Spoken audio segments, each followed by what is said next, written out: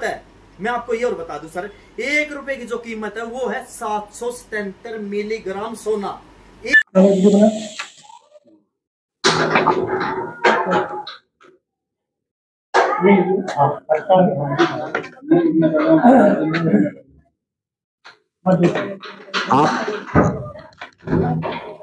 आप ले लो तो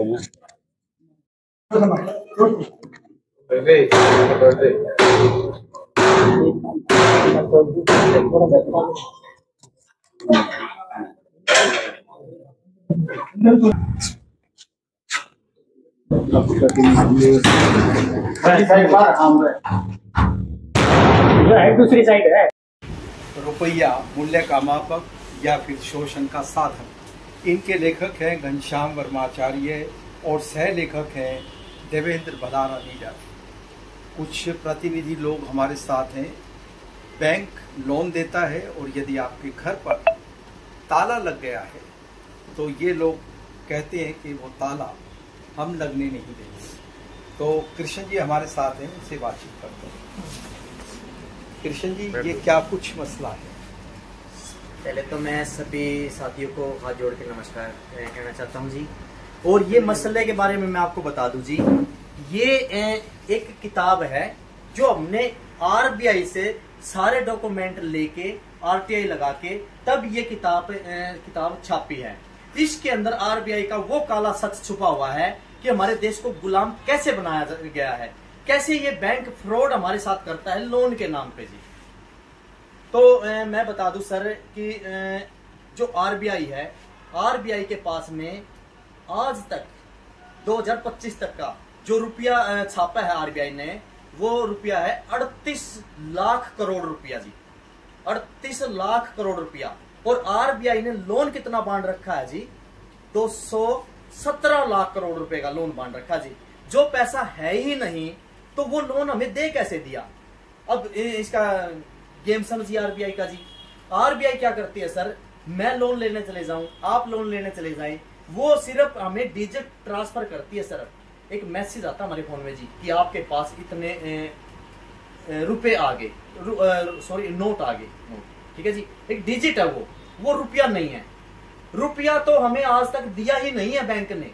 अब जैसे मैंने लोन ले लिया जी, वो लोन वाले 50 जगह मेरे साइन कराते हैं कि आप यहाँ साइन कीजिए, ये साइन कीजिए, उसकी पूरी जब कंडीशन कर देते हैं उसके बाद में यस करते हैं कि भी आपको हम लोन दे रहे हैं जी। रुपये और नोट में क्या अंतर है? रुपये में और नोट में, ये बड़ी गजब की बात आपने पूछ ली जी। रुपये में और नोट में बहुत ज्यादा अंतर है जी। रुपया असली धन है और नोट है वो असली धन नहीं है जी। मैं आपको दिखाना चाहूंगा, काफी तैयारी की है इन्होंने। ये जैसे मेरे पास एक 200 का नोट है जो आरबीआई से जारी हुआ है। घर पे तो हम जारी इसको करते नहीं। जी जी जी। आरबीआई क्या लिखता है कि मैं धारक को 200 रुपए अदा करने का वचन देता हूं। अगर ये रुपया है तो आरबीआई ने वचन देने की क्या जरूरत थी? ये तो वचन खंड हुआ ना, ये रुपया नहीं है, ये वचन खंड है। और सभी को पता है कि जब भी आरबीआई नोट छापती है, जितना मर्जी नोट छापती है, उसके बदले में धन रखा जाता है, यानी कि गोल्ड रखा जाता है जी। ये तो हमने सुना ही होगा, बगैर गोल्ड के आरबीआई पैसा छाप ही नहीं सकती। और हमारे देश के अंदर जो गोल्ड है वो है 850 टन सोना, ठीक है जी, जिसका कि टोटल अमाउंट बनता है 5.5 से 6.5 लाख करोड़ रुपया। उसके बावजूद भी आरबीआई ने नोट कितने साफ रखे हैं? 38 लाख करोड़ रुपये, यानी कि सीधा सीधा असली रुपया 38 में 6 लाख करोड़ रुपया निकाल दे तो फिर भी आप ये देखिए 32 लाख करोड़ रुपया फर्जी है, क्योंकि उसके बराबर का गोल्ड नहीं रखा हुआ है। फिर भी आरबीआई ये कहती है कि भी ये नोट असली है। तो मैं इस नोट को लेके बैंक में जाता हूं और एप्लीकेशन लगाता हूं कि जी ये नोट मेरे पास है, आरबीआई का दिया हुआ है, इसके बराबर का उसके पास सोना भी रखा हुआ है जी, ये नोट अपना ले लीजिए और मुझे वो जो गोल्ड है ना वो वापस दे दीजिए।